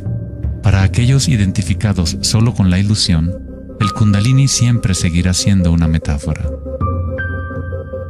Una idea en vez de una experiencia directa de la energía y la conciencia propias.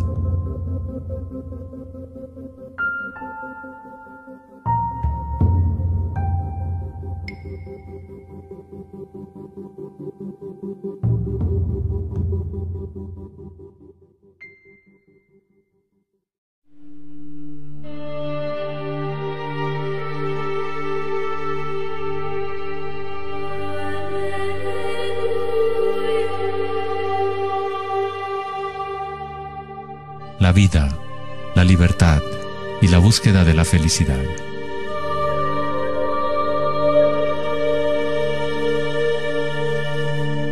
Vivimos nuestras vidas buscando la felicidad allá afuera, como si fuera una mercancía. Nos hemos convertido en esclavos de nuestros propios deseos y anhelos. La felicidad no es algo que pueda ser perseguido o comprado como un traje barato. Esto es Maya, ilusión, el juego interminable de la forma. En la tradición budista, samsara, o el ciclo interminable del sufrimiento, se perpetúa por el deseo de placer y la aversión al dolor. Freud se refirió a esto como el principio del placer. Todo lo que hacemos es un intento de crear placer para obtener algo que deseamos o para evitar algo que no es deseable, que no queremos. Incluso un organismo simple como el paramecio hace esto. Esto se llama respuesta al estímulo. A diferencia de un paramecio, los humanos tenemos más posibilidades de elección. Somos libres para pensar, y ahí radica el problema. Es pensar en lo que deseamos, lo que se ha salido de control.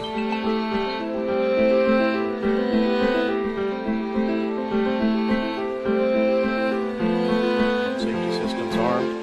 10, 9, 8, 7, 6, 5, 4, 3, 2, 1, 0, and liftoff of Endeavour, going where East and West do meet at the International Space Station. El dilema de la sociedad moderna es que tratamos de entender el mundo no en términos de conciencia interna arcaica, sino cuantificando y calificando lo que percibimos como el mundo externo, a través de medios científicos y mentales. Pensar solo ha llevado a pensar más y a formular más preguntas.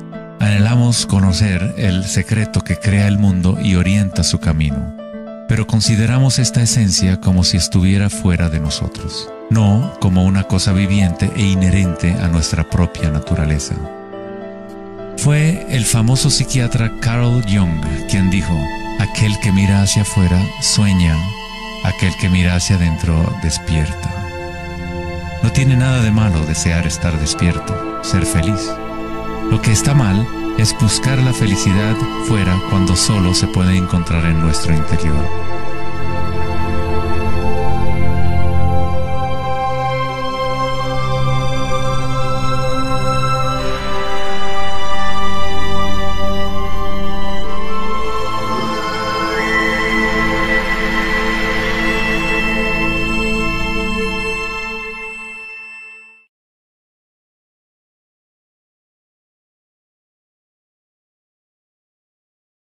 Más allá del pensamiento. El 4 de agosto de 2010, en la conferencia Techonomy en Lake Tahoe, en California, Eric Schmidt, director ejecutivo de Google, mencionó una estadística asombrosa. Cada 2 días creamos la misma cantidad de información que hemos creado desde los albores de la civilización hasta el año 2003. Es algo así como 5 exabytes de datos. Nunca en la historia de la humanidad hemos usado tanto la mente y nunca había habido tanta confusión en el planeta. ¿Podría ser que cada vez que pensamos en una solución a un problema, creamos 2 problemas más? ¿De qué sirve pensar tanto si no conduce a una mayor felicidad? ¿Somos más felices? ¿Más ecuánimes? ¿Más alegres como resultado de tanto pensar? O quizás nos aísla, nos desconecta de una experiencia más profunda y más significativa de la vida.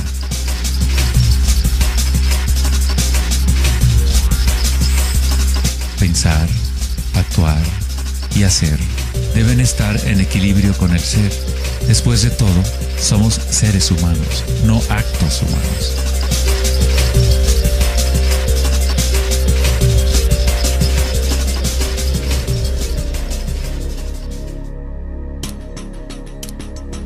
Queremos un cambio y queremos estabilidad al mismo tiempo.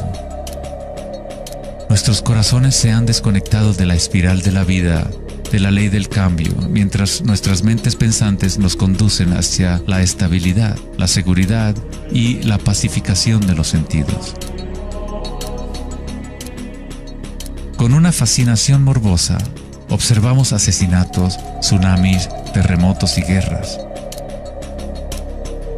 Constantemente tratamos de ocupar nuestra mente, llenándola de información.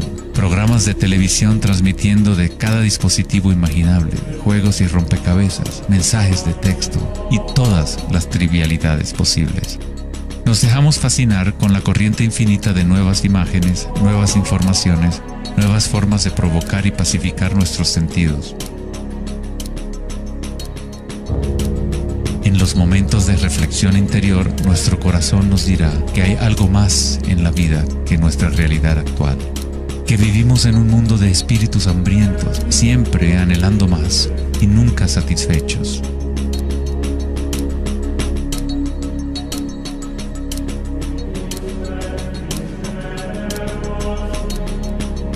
Hemos creado una vorágine de datos que vuelan alrededor del planeta para facilitar más pensamientos, más ideas sobre cómo arreglar el mundo, para solucionar los problemas que solo existen porque la mente los ha creado.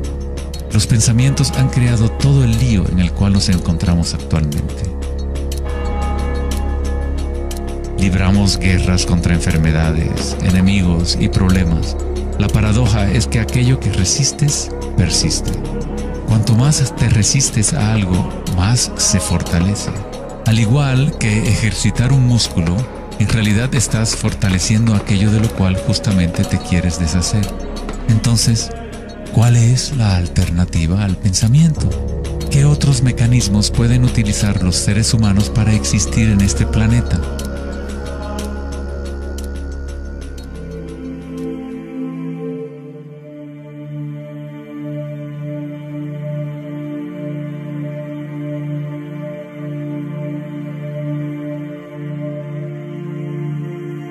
Mientras que la cultura occidental en los últimos siglos se ha centrado en la exploración de lo físico mediante el uso del pensamiento y el análisis, otras culturas antiguas han desarrollado tecnologías igualmente sofisticadas para explorar el espacio interior.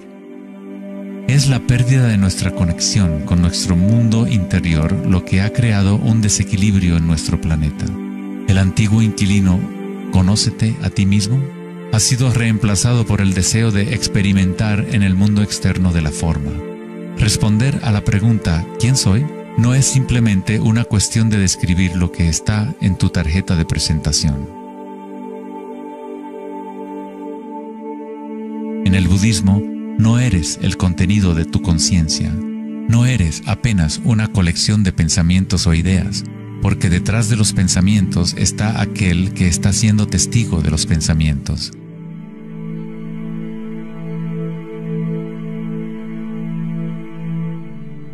El dicho enfático, «Conócete a ti mismo», es un koan del Zen, un acertijo sin respuesta. Como un perro persiguiendo su cola, es solo la identidad del ego que quiere encontrar una respuesta, un propósito.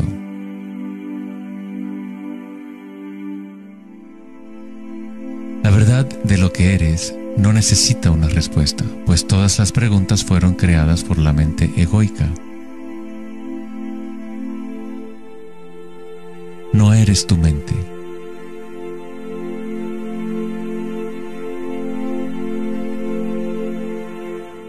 La verdad no yace en más respuestas, sino en menos preguntas. Como dijo Joseph Campbell, no creo que la gente esté buscando el significado de la vida, más bien buscan la experiencia de estar vivos.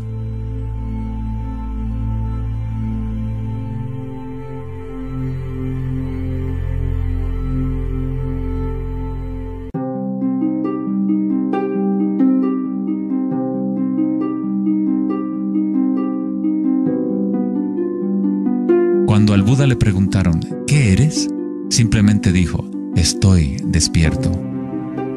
¿Qué quiere decir eso, estar despierto?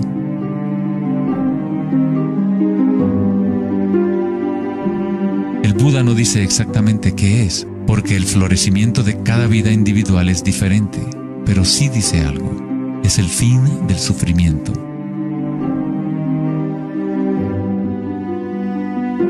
Toda tradición religiosa importante tiene un nombre para el estado de estar despierto: cielo, nirvana o moksha. Una mente en calma es todo lo que hace falta para comprender la naturaleza de la corriente. Todo lo demás ocurrirá una vez que tu mente esté en calma. En esta quietud, las energías internas despiertan y funcionan sin esfuerzo de tu parte. Como dicen los taoístas, el chi sigue a la conciencia. Al permanecer en calma, uno empieza a escuchar la sabiduría de las plantas y los animales, los quietos susurros de los sueños, y se aprende el sutil mecanismo por el cual los sueños se manifiestan en forma material. En el Tao Te Ching, este tipo de vida se llama Wei Bu Wei, hacer, no hacer. El Buda habló del camino intermedio como el sendero que conduce a la iluminación.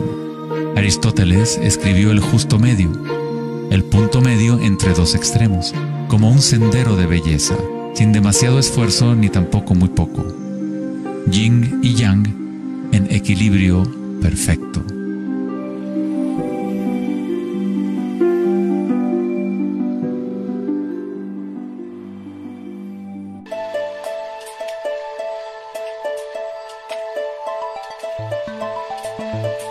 La noción de Vedanta sobre Maya, o la ilusión, es que no experimentamos el medio ambiente en sí, sino una proyección creada por los pensamientos.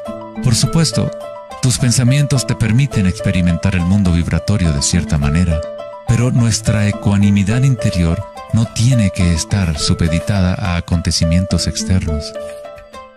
La creencia en un mundo externo independiente del sujeto que percibe es fundamental para la ciencia. Pero nuestros sentidos solo nos entregan información indirecta. Nuestras nociones acerca de este mundo físico creado por nuestra mente están siempre filtradas por nuestros sentidos y, por lo tanto, siempre son incompletas. Hay un campo de vibraciones que subyace en todos los sentidos. Las personas con una condición llamada sinestesia a veces sienten este campo vibratorio de diferentes maneras. Los sinestésicos pueden ver los sonidos como colores o formas, o las cualidades asociadas de un sentido hacia otro. La sinestesia se refiere a una síntesis o amalgama de los sentidos. Los chakras y los sentidos son como un prisma que filtra una serie de vibraciones. Todas las cosas del universo están vibrando a diferentes velocidades y frecuencias. El ojo de Horus se compone de 6 símbolos. Cada uno representa uno de los sentidos. Al igual que el sistema védico antiguo, el pensamiento se considera un sentido.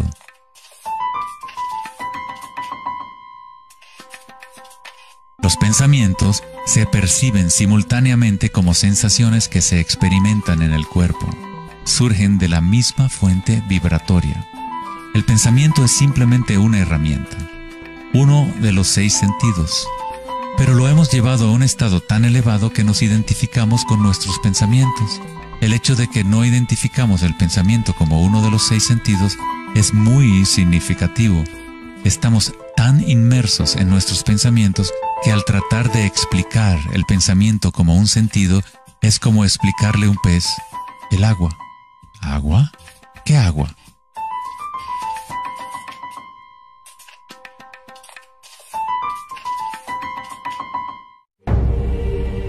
En las Upanishads se dice, no lo que el ojo puede ver, sino mediante lo cual puede ver el ojo. Toma conciencia de eso para ser Brahma, el Eterno, y no lo que la gente aquí adora. No lo que el oído puede escuchar, sino mediante lo cual puede escuchar el oído. Toma conciencia de eso para ser Brahma, el Eterno, y no lo que la gente aquí adora.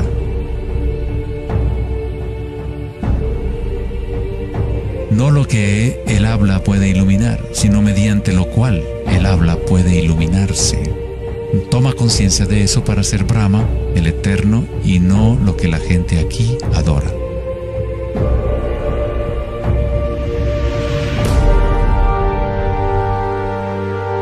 No lo que la mente puede pensar, sino por lo cual la mente puede pensar. Toma conciencia de eso para ser Brahma, el Eterno, y no lo que la gente aquí adora.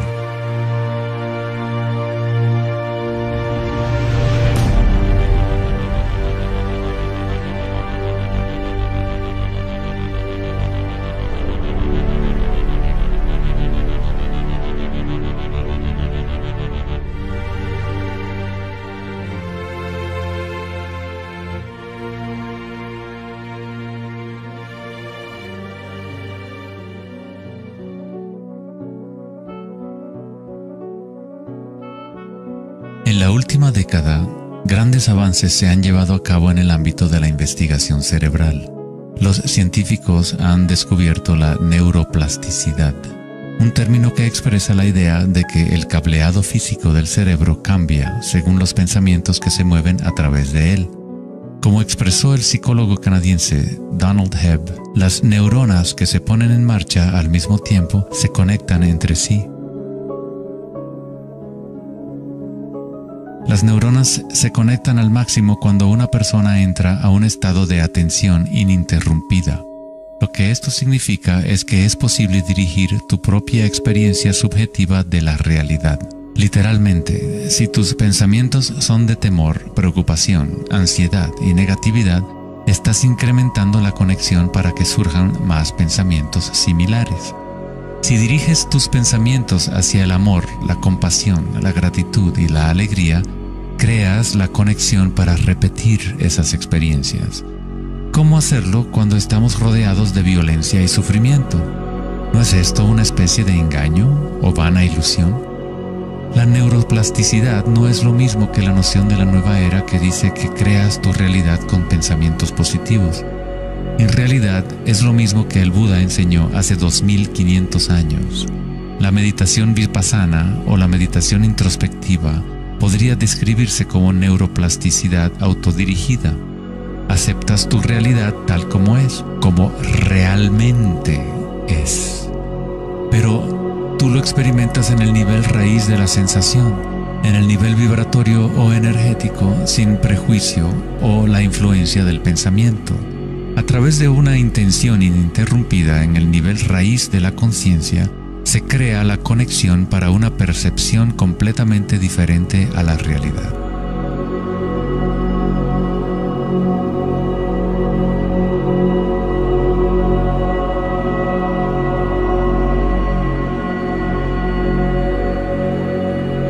La mayor parte del tiempo lo entendemos al revés. Estamos permitiendo constantemente que las ideas sobre el mundo exterior conformen nuestras redes neuronales, pero nuestra ecuanimidad interior no tiene que estar supeditada a acontecimientos externos. Las circunstancias no importan, solo mi estado de conciencia importa.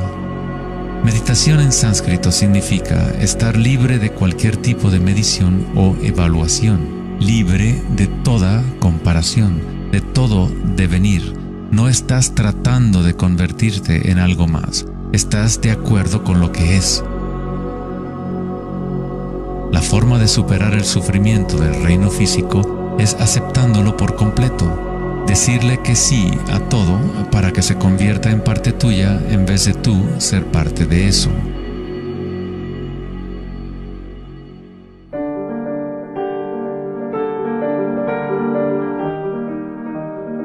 ¿Cómo se puede vivir de tal manera que la conciencia deje de estar en conflicto con su contenido? ¿Cómo puede uno vaciar el corazón de las ambiciones mezquinas? Debe haber una revolución total en la conciencia, un cambio radical en la orientación del mundo exterior al interior. No es una revolución provocada solo por la voluntad o el esfuerzo, sino también por la entrega total, la aceptación de la realidad tal como es. Solamente desde el corazón podemos tocar el cielo. Rumi. La imagen del corazón abierto de Cristo transmite de forma poderosa la idea de que uno debe abrirse al dolor. Uno debe aceptar todo si desea permanecer abierto a la fuente de la evolución. Esto no significa que te conviertes en un masoquista. No buscas dolor, pero cuando el dolor viene, lo cual inevitablemente ocurre, simplemente aceptas la realidad tal como es en lugar de anhelar otra realidad. Los hawaianos han creído durante mucho tiempo que es a través del corazón que aprendemos la verdad. El corazón tiene su propia inteligencia, tan obvia como la del cerebro. Los egipcios creían que el corazón, y no el cerebro, era la fuente de la sabiduría humana. El corazón era considerado el centro del alma y la personalidad. Era a través del corazón que se expresaba la divinidad, impartiendo conocimientos a los antiguos egipcios sobre su verdadero camino. Este papiro representa la medición del peso del corazón. Era considerado algo bueno pasar la vida después de la muerte con un corazón liviano. Eso significaba que habías tenido una buena vida. Una etapa universal o arquetípica que experimentan las personas en el proceso del despertar del centro del corazón es la experiencia de la energía personal como la energía universal.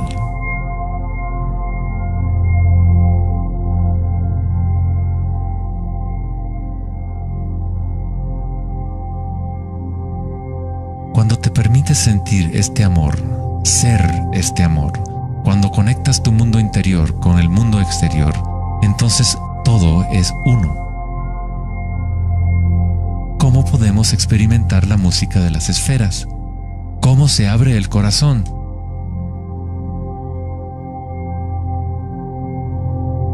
Sri Ramana Maharshi dijo: Dios habita en ti, como tú, y no tienes que hacer nada para ser consciente de Dios o de ti mismo. Ya es tu estado verdadero y natural.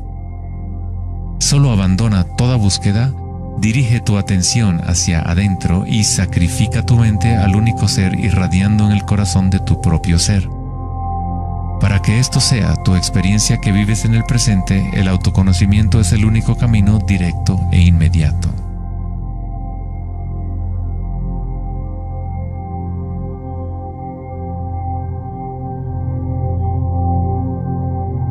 Cuando concilias y observas las sensaciones internas, tu vitalidad interior, estás observando en realidad el cambio. Esta fuerza del cambio es el surgimiento y la muerte que ocurren cuando la energía cambia de forma. El grado en que una persona ha evolucionado o alcanzado la iluminación es el grado en que uno ha adquirido la capacidad de adaptarse a cada momento o a transmutar la corriente de circunstancias humanas, siempre cambiantes, el dolor y el placer en gozo.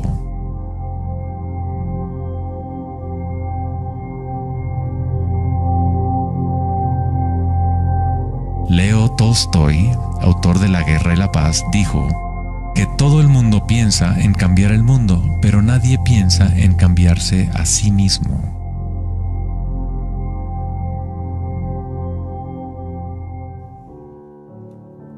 Darwin dijo que la característica más importante para la supervivencia de la especie no es la fuerza o la inteligencia, sino la capacidad de adaptación a los cambios.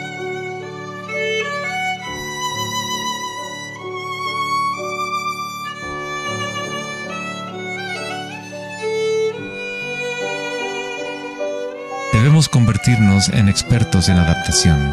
Esta es la enseñanza budista de Anicca. Todo está surgiendo y desapareciendo, cambiando. El cambio es constante. El sufrimiento existe solo porque nos apegamos a una forma particular.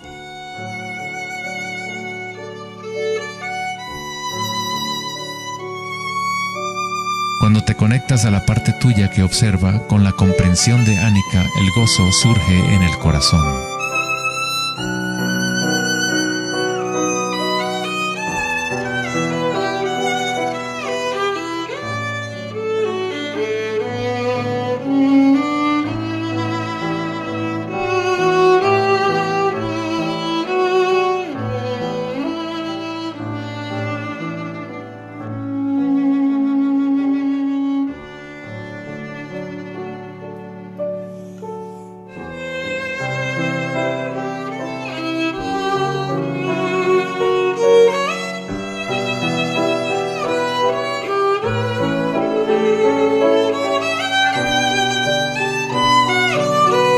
Santos, sabios y yogis a lo largo de la historia han descrito de una manera unánime la unión sagrada que se produce en el corazón, ya sean las obras de San Juan de la Cruz, los poemas de Rumi o las enseñanzas tántricas de la India. Todas estas enseñanzas diferentes tratan de expresar el misterio sutil del corazón.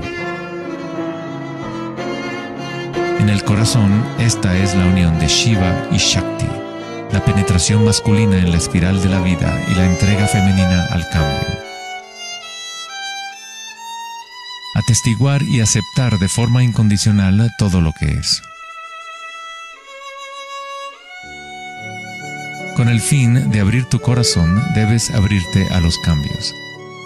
Vivir en el mundo aparentemente sólido, danzar con él, comprometerte con él, vivir en plenitud, amar por completo, pero sabiendo que es transitorio y que, en última instancia, todas las formas se disuelven y cambian.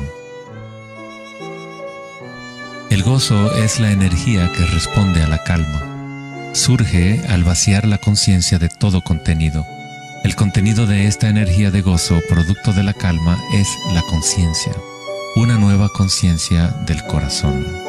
Una conciencia conectada a todo lo que es.